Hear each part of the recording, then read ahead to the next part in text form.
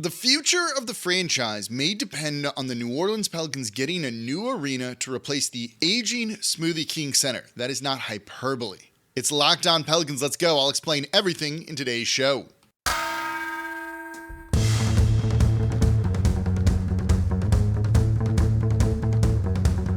You are Locked On Pelicans, your daily New Orleans Pelicans podcast, part of the Locked On Podcast Network, your team every day. Welcome to another edition of Locked On Pelicans, the daily podcast covering your favorite team, the New Orleans Pelicans and NBA, part of the Locked On Podcast Network, your team every day, available wherever you get your podcasts and available on YouTube. I'm your host, Pelicans Insider, credential member of the media, Jake Madison, at NOLA Jake on Twitter, here with y'all on this Wednesday, mixing it up from draft coverage, actually today and tomorrow's show too. And I want to talk about the Smoothie King Center and the Pelicans' need, and it is very much a need for a new arena.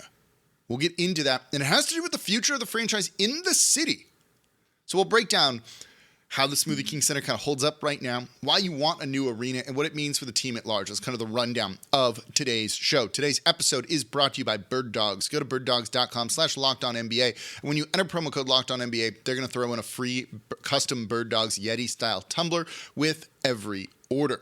And of course, thank you for making Locked On Pelicans your first listen today and every day. We're here Monday through Friday. No one else comes to you like this, giving you the insight and the rationale into everything going on with this team, including some insider info. I just gave you info on jerseys last week. We're going to have a lot more coming. So become an everydayer. And for the everydayers, tomorrow, I want to look at the Denver Nuggets in the finals and how the Pelicans can emulate that, because there's a lot of lessons to be learned from that franchise and what New Orleans could do and how they might approach this off season. So we'll take a look at one of the teams in the finals and how New Orleans can maybe repeat that. But today we're looking at the arena situation. And this comes because Christian Clark of NOLA.com wrote an article about a little bit of the future, saying, you know, they're going to commission a study. They'll start to look into it. It makes it very clear that a new arena is a long way off. And that's okay for the moment. But to be competitive in the NBA right now, you need a new fancy arena. And while the Smoothie King is adequate, and I mean it, it's adequate. Let me know in the comments down below what you think of the Smoothie King Center. The Smoothie King Center, I think, is adequate. That's it. Not above that at all. It's not like it's falling apart or anything like that. It's an adequate experience, simple as that. It's not amazing. It's not a negative experience, but it is easily one of the 5 worst arenas at this point in the NBA. It's okay. The food is fine. I hear that being a complaint a lot. I don't particularly eat at the arena. That's not what I want to have.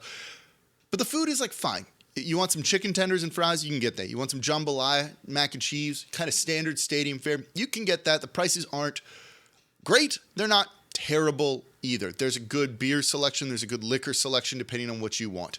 The food is fine. It's nothing special. It's not something that's going to draw you there to go and get something, right? It's not like one of those baseball stadiums that has like signature things that you go and you get every time. Keep that in mind when we talk about why teams want and need new fancy arenas in the NBA, and that'll be in the next segment. You know, the lower bowl is on the smaller side, one of the smallest in the league. That hurts revenue. You know, you want the majority of seats to be in the lower bowl, even if you price them similar to upper bowl seats. There's better sight lines. It's just a better experience down there. And with the upper bowl that big, you often see it looking kind of empty, even if the Pelicans are claiming a sellout. Just overall, like, eh. And when you look at where the arena is, it's a little weird. It's in a weird spot. This isn't like there's a district built around it. You know, you have some food options that are relatively close, but if you go to a place like Johnny Sanchez, which I love, you know, the walk from there to the arena is a little bit like, you got to go through an empty and dark Champion Square, or you got to go under, you know, the little bridge thing and the flyover, whatever that thing is between Champion Square and the parking garage. It's just not like an amazing experience going to the arena. and those type of situations. There's no real entertainment in blocks away from the arena. And even though, there's like a new barbecue place that opened and a brewery or something like that, there's a district there. They're like 3 blocks away. It feels kind of far. It's not like it's next door and you got to go do a bit of a walk. And at times, who knows how you feel about that sort of thing. And with the parking situation, and look, crime in New Orleans, people's cars getting broken into all around, it's just an awful, awful experience. I think some of that can be overblown at times, but there's no doubt that there are some people that are not going to the arena, going to games because they're worried their car might get broken into. I think it's a little ridiculous, but it's happened and I understand it. As for the in-arena experience, we're not going to get into that today. I think it's fine. The Pelicans have been improving kind of the presentation, the stuff they do between segments, the music they play, all of those things. That's fine and only gets better with time. And a new arena wouldn't maybe make a big change with that. In terms of in-arena experience, one of the things that I think is bad is the Wi-Fi is terrible in there. You want to be following, everyone does this, right? You're on Twitter. You're probably following me, looking at my tweets during the game while you're in the Smoothie King Center, or following others and looking at their tweets. You want to be part of the conversation to see reactions. It's almost like a second screen, your phone, during the game. The Wi-Fi is not good to be able to do that. You can barely get the Pelicans app to work at times in the Smoothie King Center. The Wi-Fi is garbage. So you need to improve those sorts of things because it doesn't allow you to do some really cool things that make this an experience. And keep that in mind for the second segment, an experience. And in terms of the back of house, stuff that doesn't really impact you, the fan, the person there, it's not great. The locker rooms in the Smoothie King Center, not good. The just back of house experience for players and others is outdated and not fancy and just, it's not great. That matters for things like free agency and player recruitment. They're going to play half their games there. You want nice locker rooms, right? You want nice facilities. You want to make it easy to go from the buses to the locker rooms. Some of the newer arenas, you get the bus on there and an elevator kind of takes you up to where they need to go and they don't have to do this whole big walk thing. They're just right where they need to be. That matters to players. All of this matters to players. Now, the practice facilities and other things where that's located is more important, but that still matters. So the Smoothie King Center it's fine. It's fine. Nothing to write home about. It's not a negative experience if you go there, but it's not anything you're going to be like, I went to the Smoothie King Center, unless you're a little kid and going for the first time and they're just kind of excited no matter what. So if you're not excited to go to the Smoothie King Center, that's a problem. And that's what I want to look at in the next segment when we talk about why teams look to build these new, expensive, state-of-the-art, fancy arenas, because that's actually really important, and there's impacts on that for the Pelicans and their ability to spend money and potentially pay the luxury tax. Let's get into that coming up here next in today's episode of Locked On Pelicans. Before we do that, though, today's episode of Locked On Pelicans is brought to you by Bird Dogs. I got a couple pairs of the Bird Dog shorts, and I love them. I look good. I feel good when I'm wearing them, and their stretchy fabric is just comfortable than most other shorts that I have. Makes my legs look good, too. I'm rocking a short little inseam on there at times, but you feel confident in those, and I can wear them to the golf course, to having beers with friends at bars. If I was taking a podcast meeting, I'd feel comfortable wearing those because they look so good. I just think they're awesome. They're just kind of everyday. They're quick dry. You get them wet, they're going to dry instantly. Whatever you need them to do, they're just so versatile, so comfortable, and the fit is really perfect. So go to birddogs.com/LockedOnNBA, and when you enter promo code LockedOnNBA, they're going to throw in a free custom Bird Dog style Yeti tumbler with every order. I got one too. Drank my coffee in it this morning. It's great. Nice little perk for getting something you already want to wear that looks good. They have so many different styles. I love the liners in there. Just throw them on and you're good to go. Go to birddogs.com/LockedOnNBA and use the promo code LockedOnNBA with your next purchase. And thank you for making Locked On Pelicans your first listen today and every day. We're here Monday through Friday. No one else comes to you like this completely free. There's no Locked On Pelicans Plus or anything like that. There's no real screaming hot takes here. We'll get a little heated in the third segment, but it's not going to be a hot take. I'm curious your hot takes, though, on the Smoothie King Center. Let me know in the comments down below. Subscribe wherever you get your podcasts. If you want to support the channel, support the show, it's not give us money. It's comment down below on YouTube or become an everydayer. Tomorrow, we'll look at how the Denver Nuggets have lessons to teach the New Orleans Pelicans. Has to be with Giving up on players too soon is a big one. I'm going to be really excited to talk about that when it comes to a guy like Jamal Murray.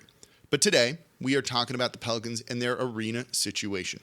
Smoothie King Center is fine. It's adequate, but it's not good, and it's definitely one of the bottom arenas in the league. It's almost 20, 21 years old at this point. Like, it's outdated. So why, though, do NBA teams need fancy new arenas? You're playing basketball. Can you just be on the court doing things?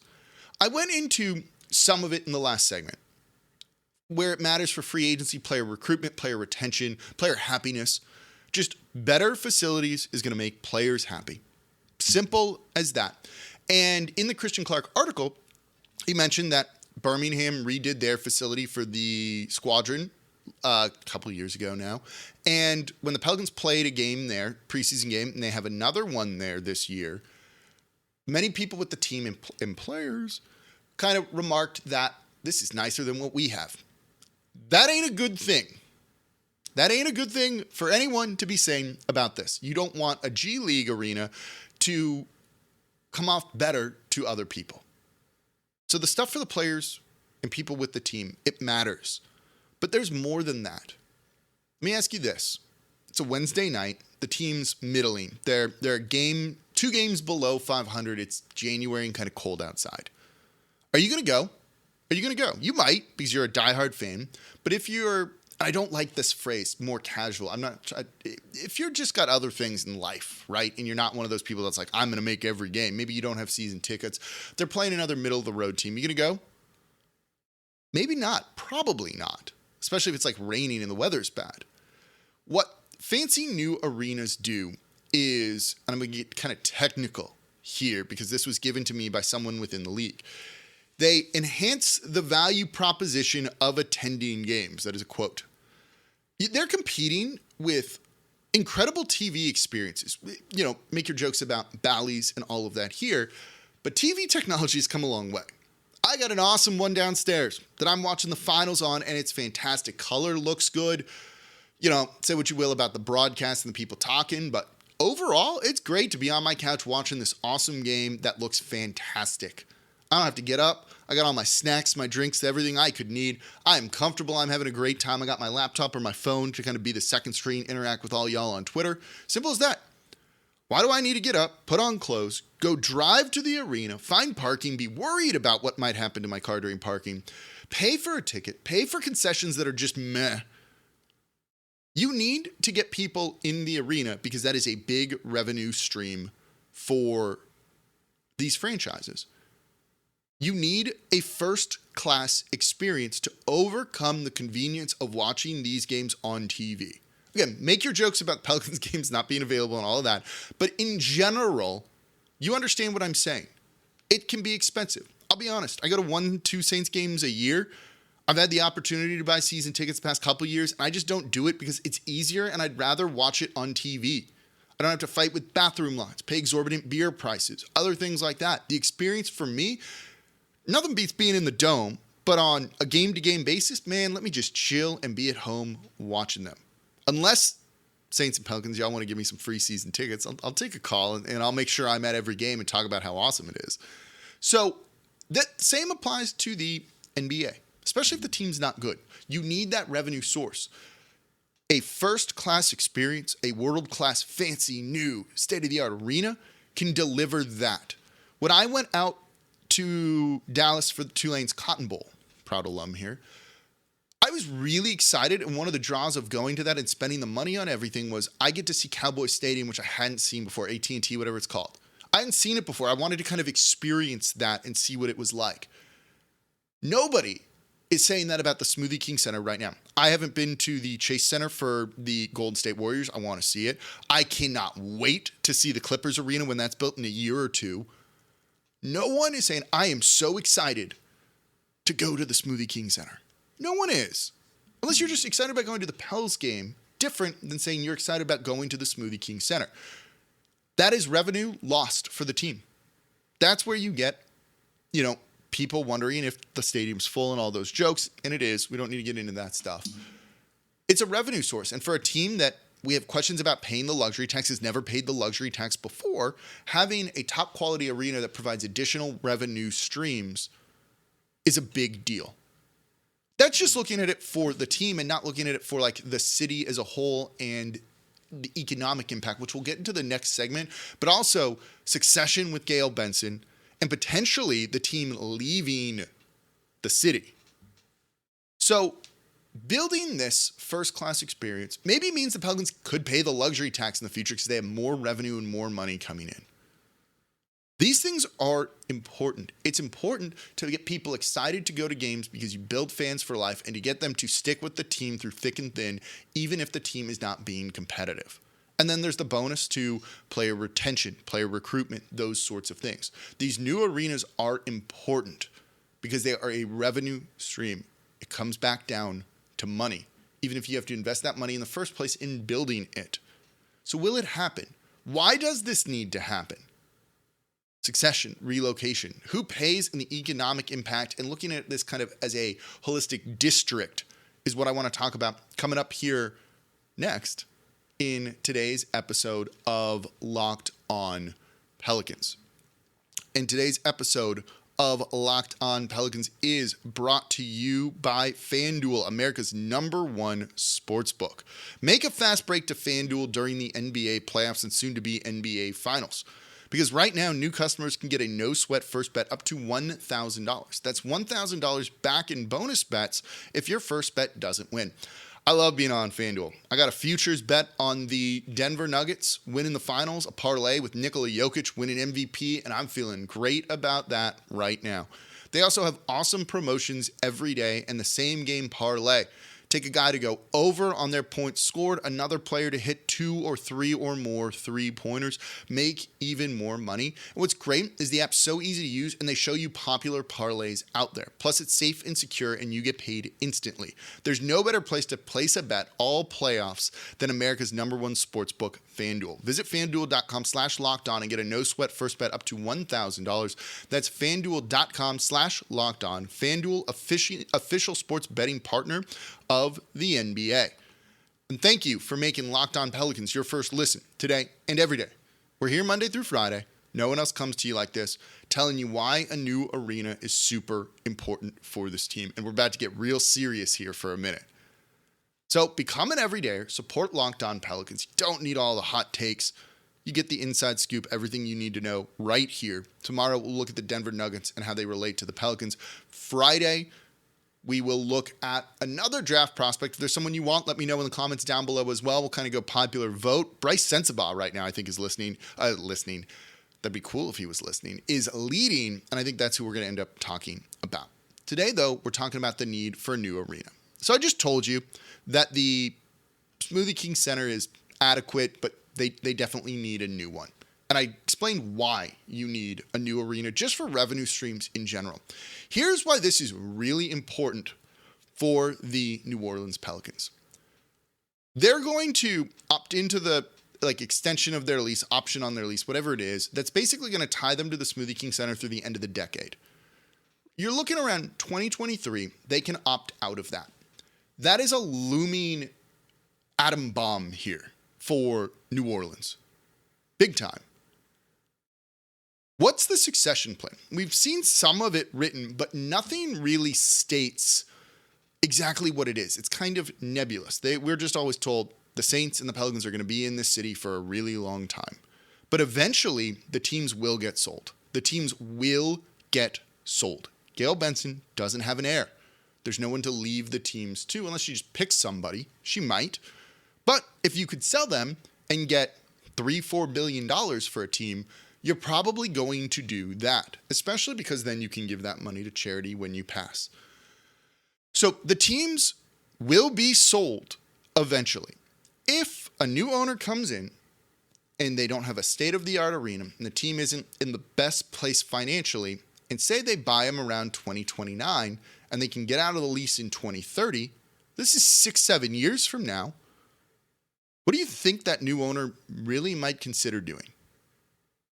They're going to consider moving the team. They're going to consider moving the team if they can get a new arena built elsewhere. They don't want to front the money themselves. They want municipalities to front the money, and there will be some city out there that's like, yeah, we'll fork over the money and build you a new stadium to bring the team here because the economic impact of these teams is really big.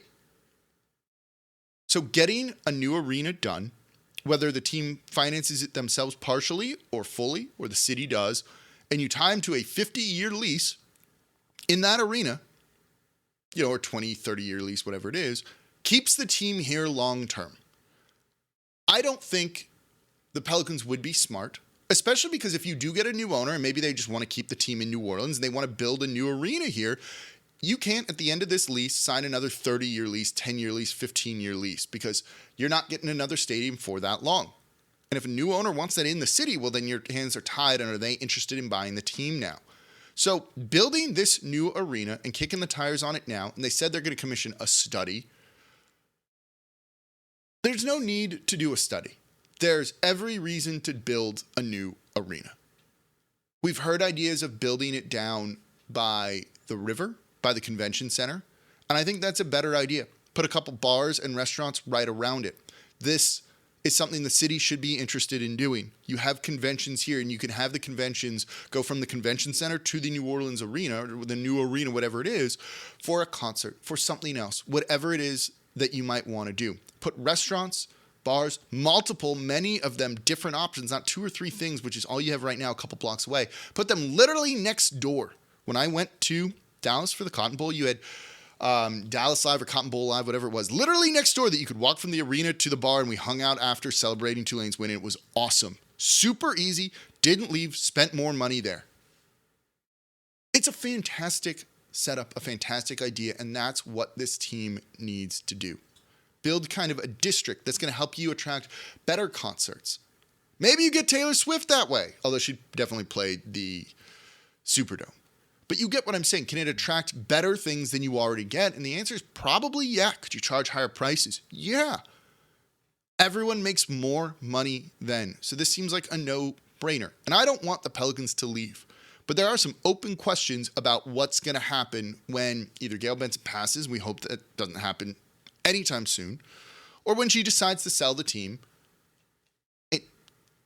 We don't know fully yet. They say they're going to find a way to keep the team here, but it shouldn't be signing another 10, 15, 20-year lease with the Smoothie King Center, because if they do that, they're just not going to make enough money every year on the books, right? You need the cash flow in to pay the luxury tax like they should. A new arena potentially opens that up, especially if they finance part of it, they have part ownership of it, and then make money off events held in the arena. There's other revenue streams, and why it's worth really doing all of this. Give people a reason to go to games, even if the team isn't good, especially if the team is good, versus watching on your awesome TVs back at home. Enhance the value proposition of attending games. And right now, the Pelicans, not due to their own fault, just due to an aging arena, don't have that compared to a lot of other teams in the league. This is why it's vitally important that the Pelicans not just commission a study. Sure, if you need to do that, do that. But start kicking the tires on this. Start moving forward on this, and don't just pay lip service to it and be like, no, fans say the Smoothie King Center is fine. It is fine because most people don't know any better. How many of y'all have been to the Chase Center in San Francisco? None of you have been to the Clippers' new arena. I haven't been to the Milwaukee Bucks state-of-the-art arena. All of them are significantly better, and I bet if more people went to things like that, they'd look at the Smoothie King Center in a different light too. It's not great. Barclays Center in Brooklyn as well is really one of them. So you need to build a new arena because the future of the team in New Orleans really might depend on it. It sounds hot takey, but it's not when you lay it out like that. Let me know. Do you want to see, would you be cool with the city using taxpayer money to build a new arena? Let me know in the comments down below.